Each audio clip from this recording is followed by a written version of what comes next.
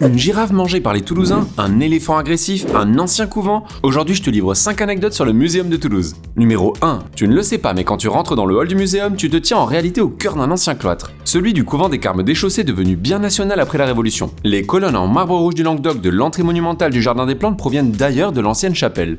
Numéro 2. En 1865, le muséum s'installe au premier étage où il cohabitera avec la faculté de médecine. On construit un majestueux amphithéâtre destiné aux étudiants auquel s'ajoute une entrée monumentale. Mais en 1964, la municipalité décide de le transformer en théâtre en amputant le musée d'un quart de sa surface. Numéro 3. C'était la vedette du cirque Pinder, du moins jusqu'en 1907 lorsque l'éléphant d'Asie en tournée près de Montauban tua un cheval. Devenu incontrôlable, Monsieur Pinder sollicita les militaires pour abattre la pauvre bête. Il fut donné au muséum qui le naturalisa en position dynamique, une prouesse pour l'époque. Numéro 4. Le muséum s'est doté en 2008 d'un mur des squelettes constitué de 77 spécimens ostéologiques en position dynamique, course, nage, saut, prédation et plus si affinité illustrant la biodiversité et l'évolution des vertébrés. Numéro 5. De la girafe dans les assiettes. Débarquée à Marseille depuis son Égypte natale il y a 180 ans, on raconte qu'elle est venue à pattes jusqu'à Toulouse suivant un zoo itinérant. Hélas, la pauvre bête mourut asphyxiée par la vapeur de charbon allumée pour la préserver des rudesses de l'hiver. Elle a fait le bonheur des naturalistes qui ont pu l'étudier et sa chair a régalé quelques familles toulousaines. On lisait dans le journal du 9 janvier 1844 que la chair de girafe est d'un goût excellent et qu'elle est fort tendre.